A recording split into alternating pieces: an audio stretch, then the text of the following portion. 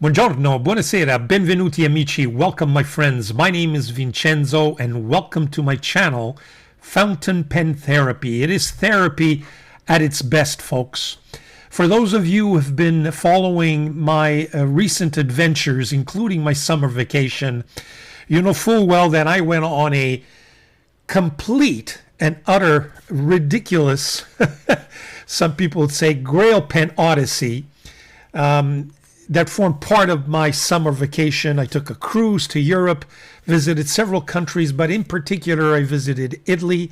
And in 3 cities in Italy, my native land, be it Naples, Rome, and Florence, I picked up what I consider to be Grail pens. And amongst those Grail pens is one special one which forms the object of this review. And that special pen is, of course, the Visconti Homo Sapiens Bronze Age fountain pen. It is a pen that I've been in the hunt for many, many, many years. Visconti has disappointed me in the past with their nibs, but I would say to you that I have recently rediscovered this company. I did so by first purchasing a pen that I don't consider to be a Grail pen, the Mirage, and was pleasantly surprised.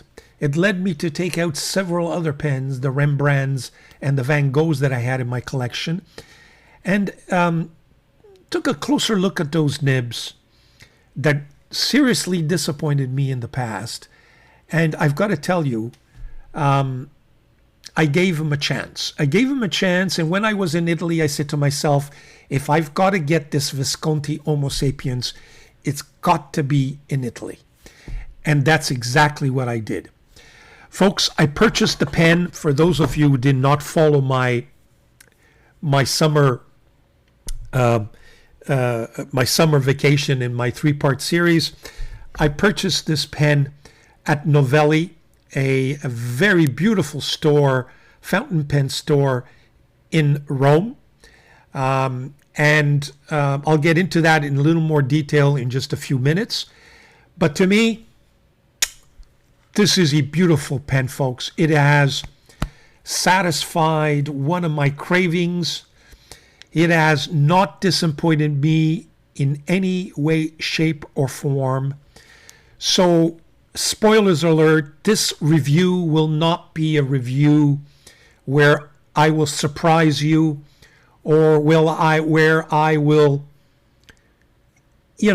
just go over the parts and features and give you a writing example and on the spot provide you with some comments, be it negative or positive, depending on what I see and what I feel and what I write.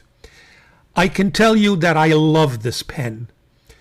The objective of this review is to show you why I love this pen and why perhaps you would love this pen, and also to compare it to some of my other Grail pens and other Grail pens that you may have in your collection, and situate this pen personally amongst those Grail pens. So there you have it.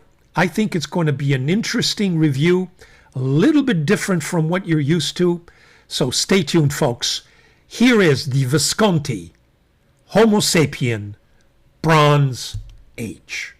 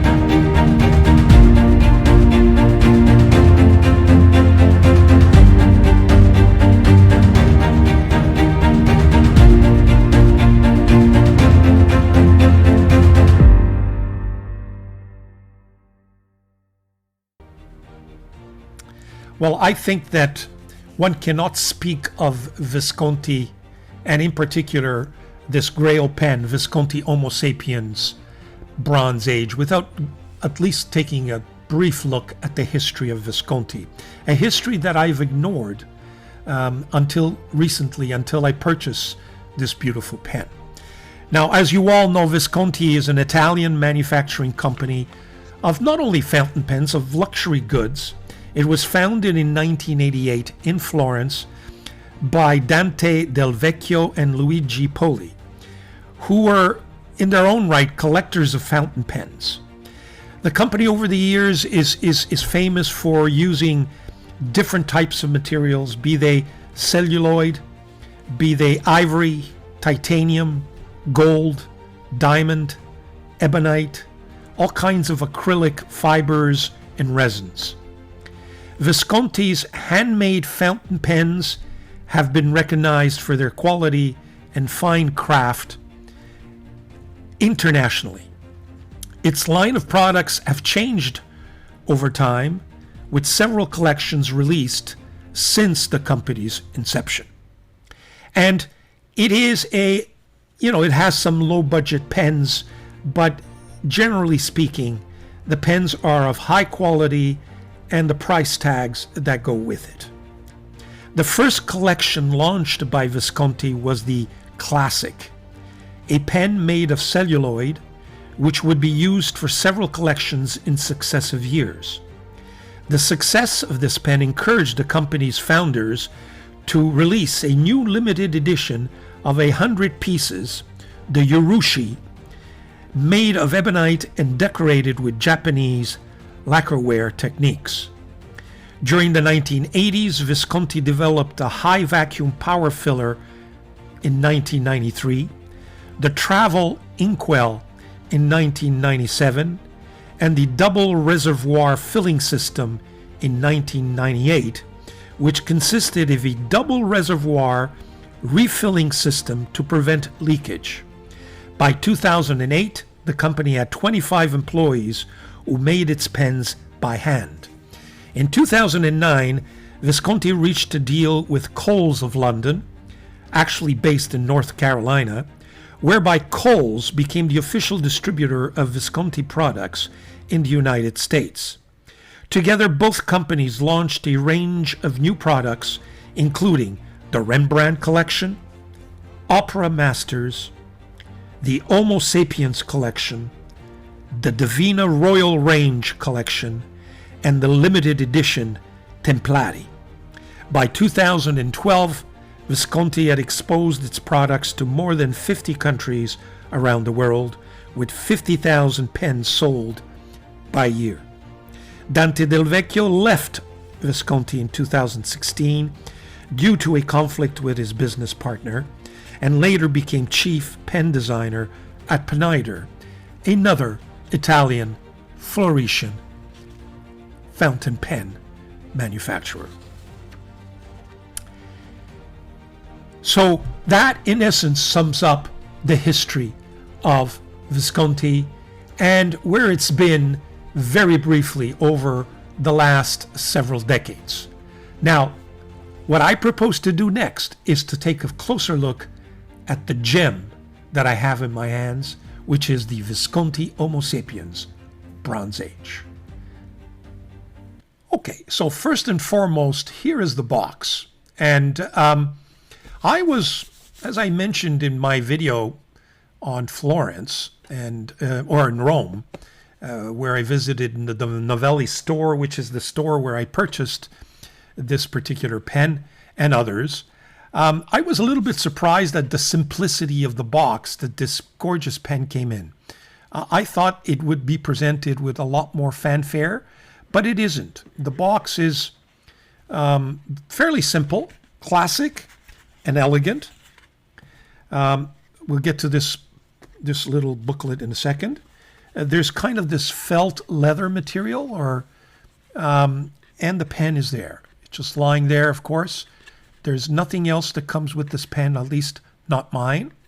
Now, there is one additional element in this notebook Attached to that is something in particular that I will get to in a second. You have, a brief introduction to the pen, to Visconti, and there is in English, in Italian, French, and German, the guarantee that it gives. And it refers to a website where you can take a look at the details. Now, Novelli was very kind to suggest to me that we change the finial, because in these and other Visconti pens, you can actually change the top of that finial with all kinds of things. And I chose to replace the finial with a V for the logo Visconti with, in fact, my initials. And that finial is composed of two halves, if you will. And you can barely see, if you look close enough, you can see that it's divided because, of course, each half is one part of two initials. So the VG, which are my personal initials, and I figured I give this pen a personal touch. So that is the unboxing of this pen. And the next thing I think that I want to look at when we talk about a pen like this is the feel and the balance of this pen. Okay. First of all, the pen has some very nice weight to it. It's extremely substantive, much like a metal pen, if you will. Okay, so that's the first thing you notice, is that this pen's got some oomph. It's got some weight to it. This is not an empty shell, light pen at all. It's got some weight. Now, the shape of this pen, the weight that it has and how it sits in your hand is absolutely perfect. Okay. It feels well balanced when unposted. It can be posted, but I would say to you that cap is extremely heavy and it back weights the pen a little too much, and it becomes a little too long. It is doable, mind you, because the weight, at least in my hand, kind of sits in that. But as you can tell, it doesn't back weight it all that much because I've got bigger hands. But I don't think that this pen is at its best posted. I think that it's ideal for me unposted. So there you have it. The grip has a nice contour, and it's not going to slip around in your hand, especially these lava versions. I mean, the feel of this pen, people compare it to ebonite. I think it's much greater or nicer experience. It doesn't slip at all. It's difficult to explain. It's warm to the touch. I agree. And I think it's just perfect. So that's, in a nutshell, how I would describe the balance and the feel of this pen. Now,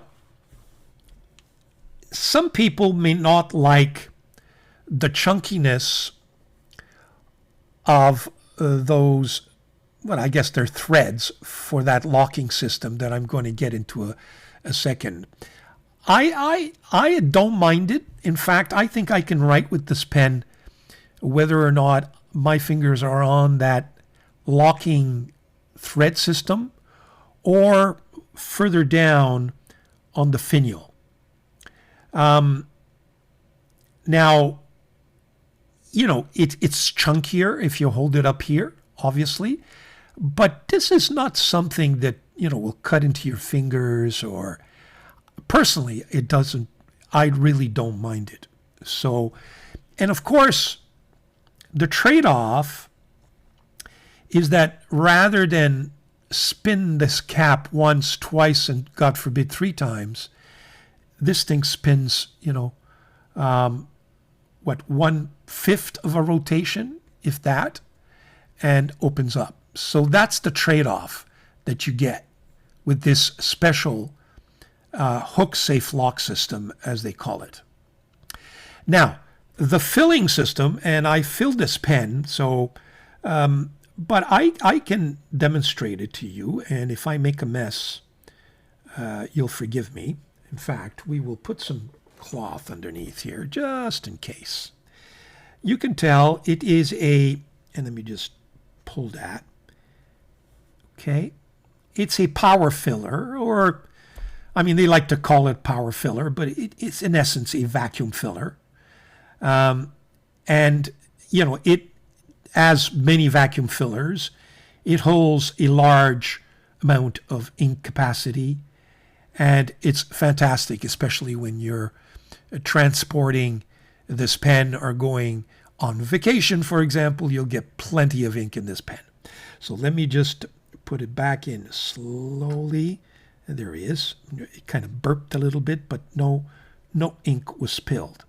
Now, apparently they make 2 versions of the reservoir, a single and a double reservoir, and which one is used depends on the specific pen.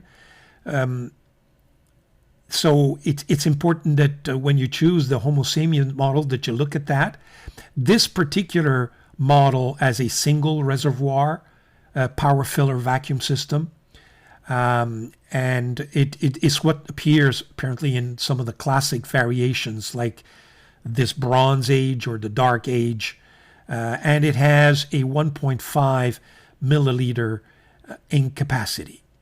The components of that filling system are titanium, so it resists corrosion, and it is, in terms of capacity, it is slightly more than, for example, what one believes is the capacity of a Lamy 2000, whose capacity apparently is around 1.35 milliliters. Now, the double reservoir power filler is available on some models, like limited edition models, and the ink capacity in those models is a whopping 3.63 milliliters, for example. Okay, so that covers the filling mechanism and the lock system. Let's look at the materials and the size of this pen. Now, in terms of the nib, this pen used to feature a 23 karat palladium, what they called a Dream Touch nib, and it did so for many years. And apparently that nib was I would say, a complete disaster, at least compared to this one. This one sports the new version because Visconti switched to German-made Bach 18 karat nib, but then it transitioned again to Visconti in-house made 14 karat or 18 karat gold nibs, depending on the model.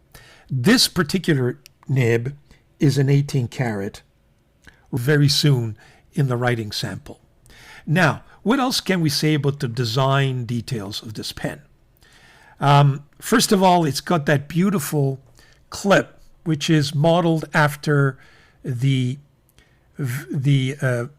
Florence Ponte Vecchio, famous bridge in Florence, and it's meant to, of course, honor that bridge.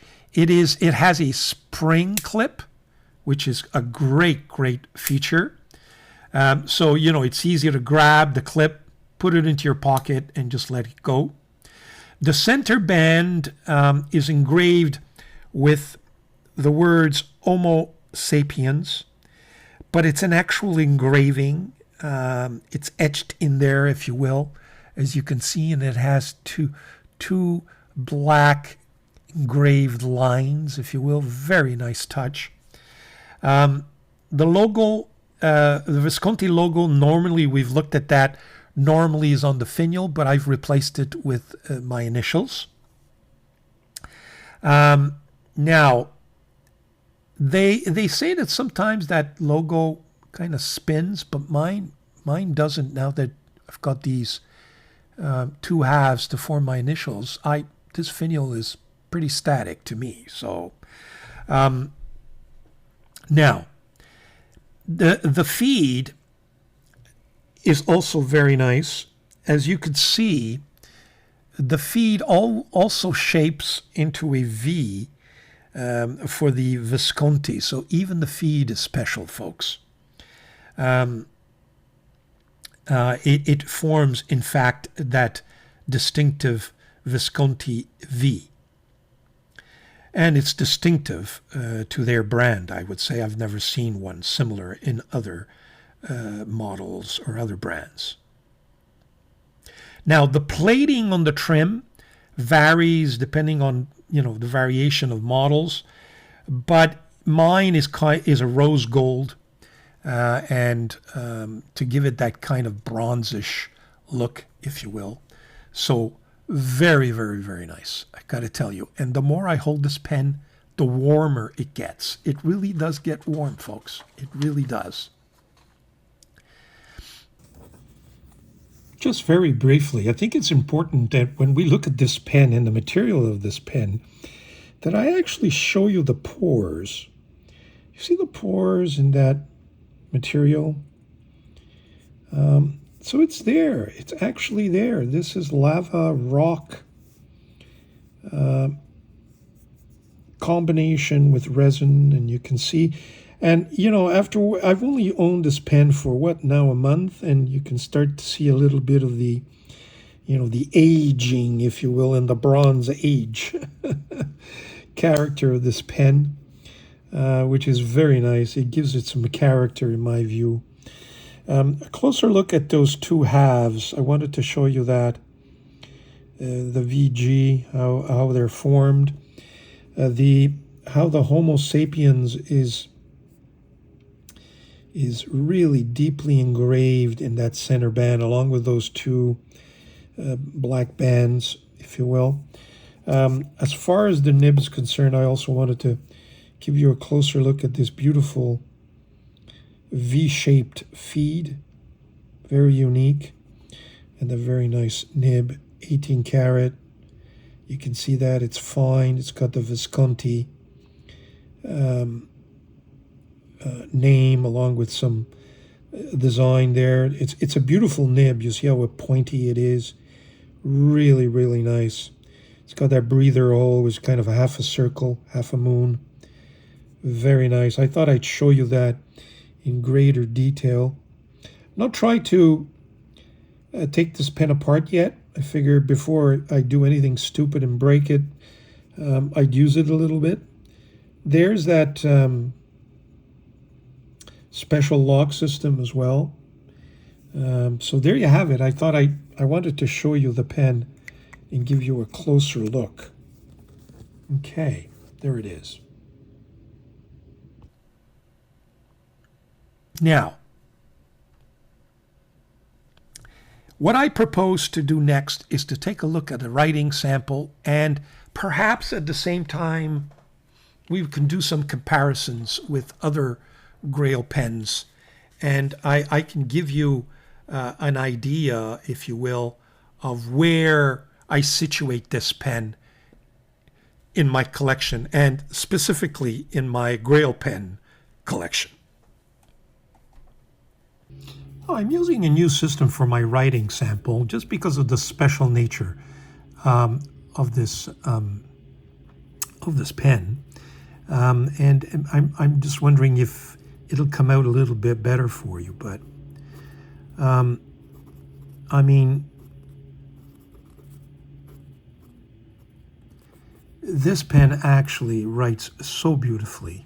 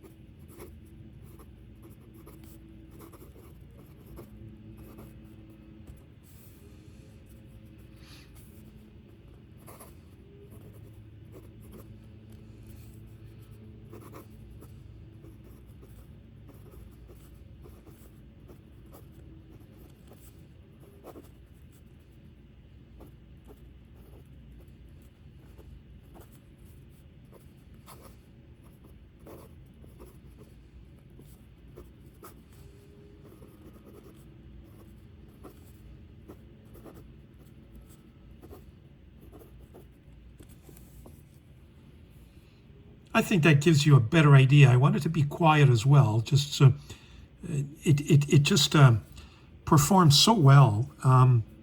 Does it have any reverse writing qualities? Sure does. Very smooth. And it gives you kind of an extra fine line, and it keeps going. Very nice. I think this is the best reverse writing nib that I have in my collection. Is it consistent in terms of fast writing? Sure is. No problems there. I mean, it is so... I haven't used this pen now in weeks. Since I returned from vacation. And, it performs like I had just inked it. Very, very nice. Got to tell you, I am so happy that this pen is finally part of my collection. So there you have this angle. I'm going to go back to my regular angle for my writing samples, and we're going to keep going with this review of this pen. Now, I'm not going to do a likes and dislikes for this pen. There is nothing I dislike about this pen. I think if I haven't made that clear to you by now, I don't think it will ever be clear. Sorry if you hear some noise. I think it's my landscaper who decided to cut the grass right when I'm doing my Visconti review. But having said that, there's nothing I hate about this pen. I don't think there's anything wrong with this pen. It's all good. Okay, folks, that's my own personal, very biased opinion about this GRAIL pen. Now, having said that, we can compare it to some other of my GRAIL pens, and I've chosen a few here. Let me just cut to my overhead camera. Okay, here you go. So this will give us a comparison and also allow me to discuss some comparatives here. I think the first three pens you see, this is my Pelikan M1000. This is my Montblanc 149. And if I look at size, this shouldn't be here. You can see that, here we go, we're just going to compare apples and apples. Okay, there we go. In fact, now that I have some space here, we can put another one of my GRAIL pens. Here we go. Okay, in fact, we'll replace that with this one. Here we go. Sorry about that. Okay, so in order, and it gives you an idea of the size of the pen for those of you who don't own one and are interested. It is as big, if not, as big, I would say, as my M1000 and my Montblanc 149. Slightly smaller than the Scribo La Dotta. Definitely smaller than this big Magna Carta Mag 600. Smaller, just a slight touch smaller than a Leonardo Momento Zero Grande. It is a touch bigger than this beautiful, unique, one of one, made especially for me, Vincent, by Nino Marino and Delta, this Delta Napoli C.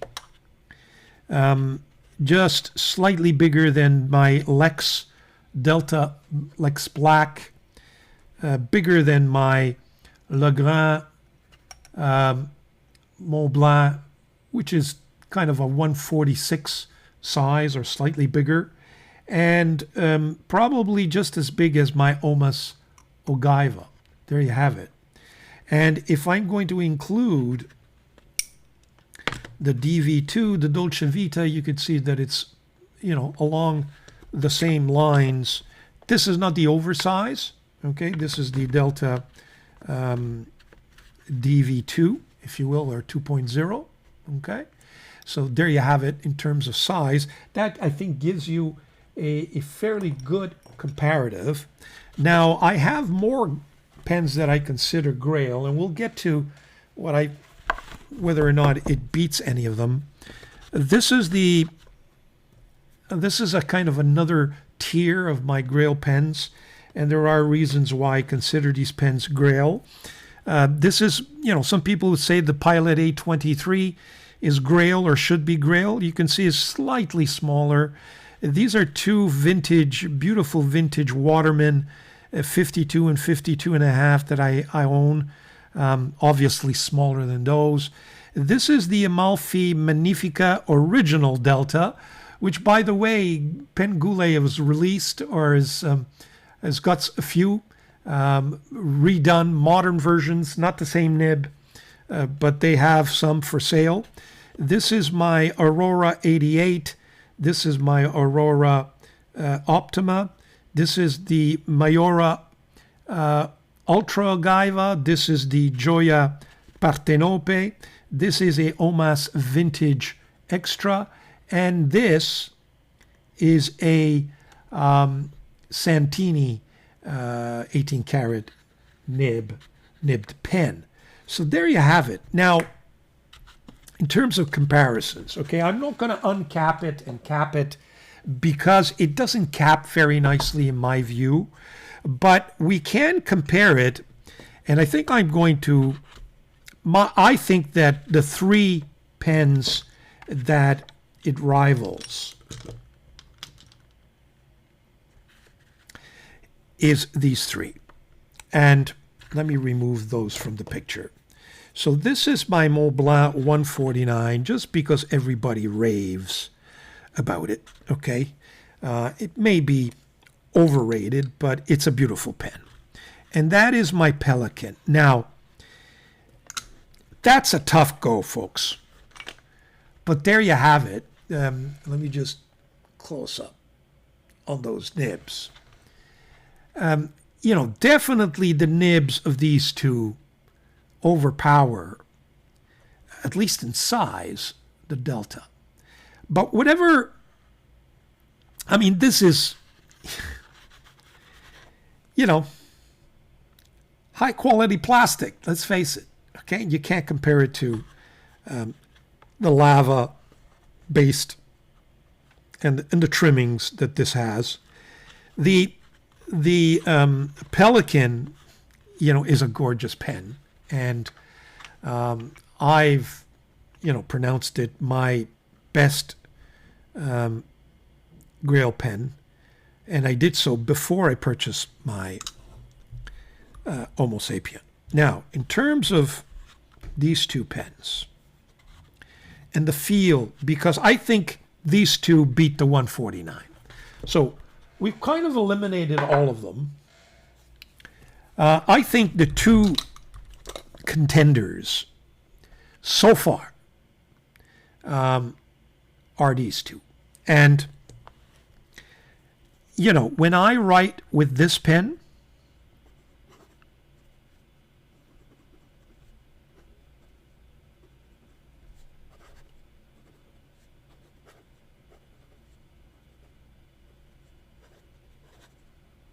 I have a sense of balance, warmth, smooth, free writing experience. Controlled, precise,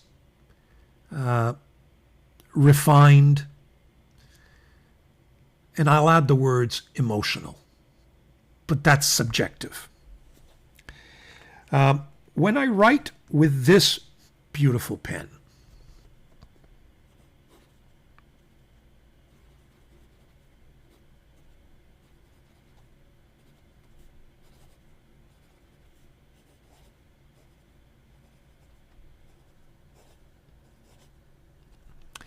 the words that come to mind are light but balanced, juicy, big, impressive, not as warm.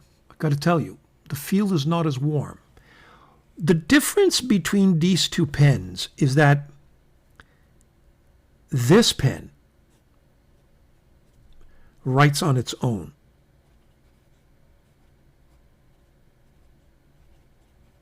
It's got a mind of its own.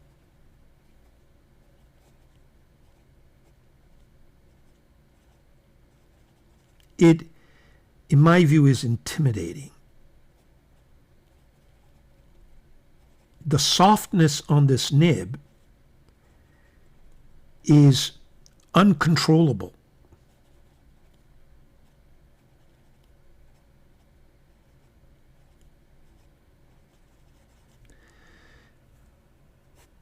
But it's juicy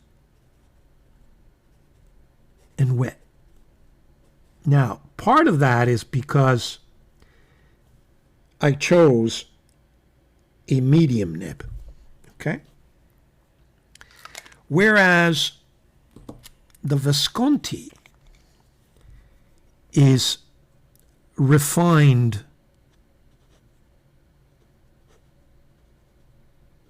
control.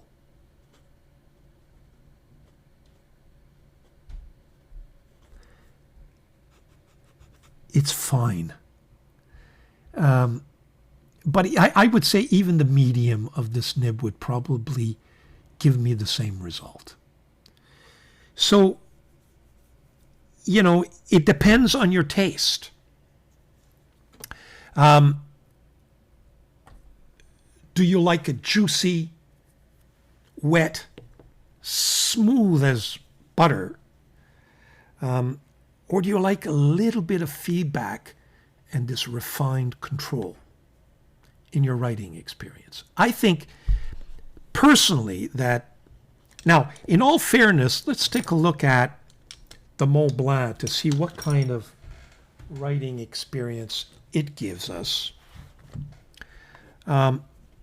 This is the Mont Blanc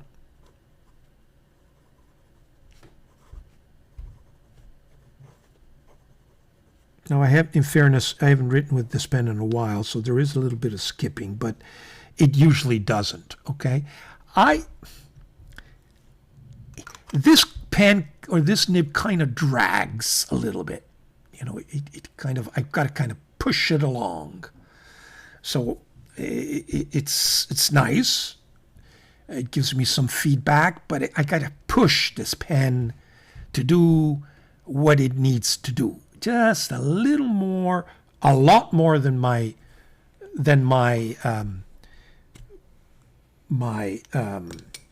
Pelican, and a lot more than my brand new Visconti. So at the end of the day, I have not made up my mind yet. I think I need to use both of these pens, and perhaps others, for a longer period of time before I make up my mind. Right now, the emotions are too high. The trip that I went to, the fact that I purchased this in my home country, etc., etc., etc., you can sense it in my voice, kind of favors this Visconti, but that's not fair. I think had I purchased that Pelican, perhaps, while I was in Germany, that maybe I would have had similar emotions. Now, I got to tell you that the writing experience of this unique 1-in-1 Napoli C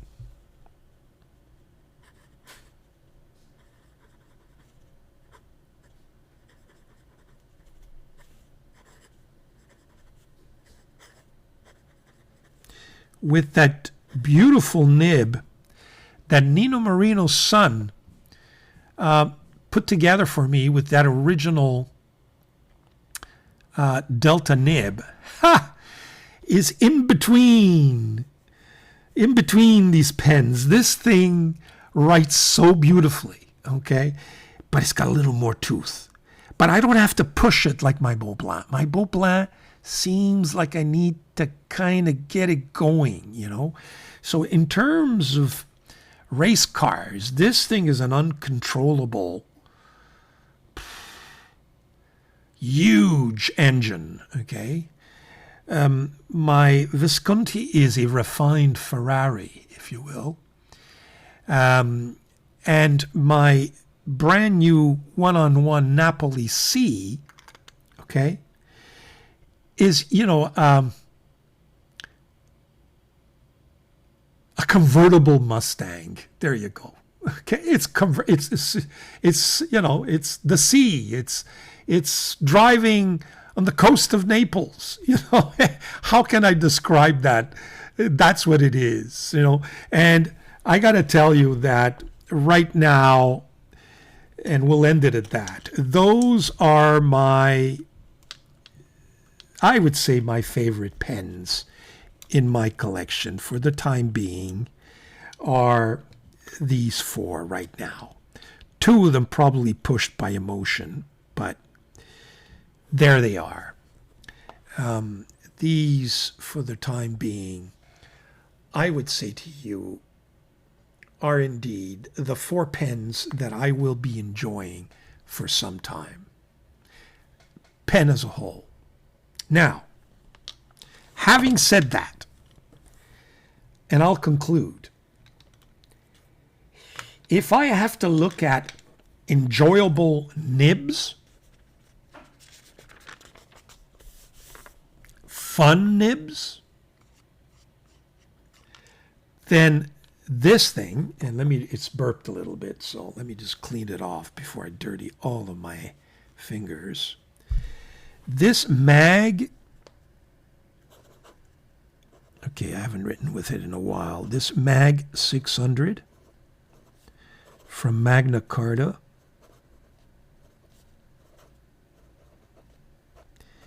is probably the pen that I have the most fun with right now.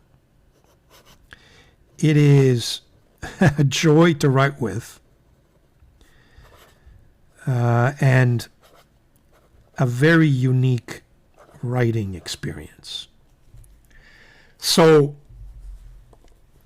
I've got to add this pen to these four in terms of, enjoyable writing experiences. At the present time, you're looking at them.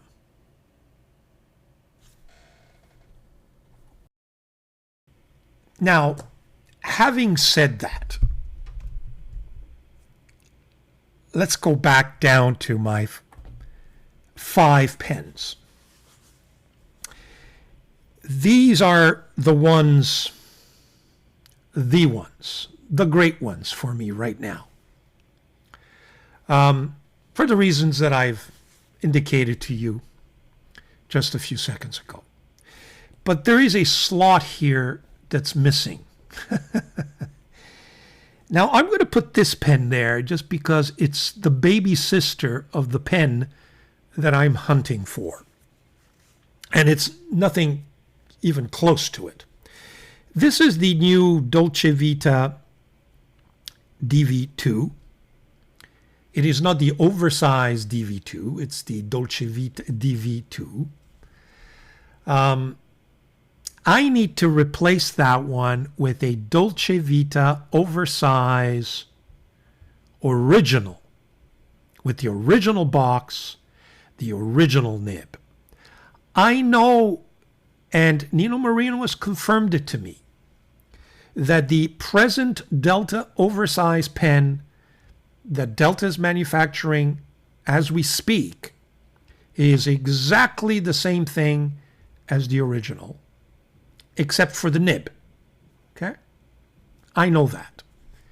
But for sentimental reasons, and I hope Nino Marino will forgive me for this, in fact, I might even call him and have him find me one. I need the original. I need one that was manufactured back in the, well, I guess it would be in the 80s or the 90s, whenever it is, I forget now, with the original box in semi-good condition. And if anyone, God knows, if any of my viewers have one and they want to sell it, please contact me. That's what's missing in that slot. I think that when I filled that sixth slot, I will have satisfied a great part of my Grail pen hunts. The hunting that remains in me right now are vintage pens. Vincent is getting into vintage pens, and I'm constantly looking at vintage pens that I could purchase. I'm on Katawiki all the time, Peyton Street Pens.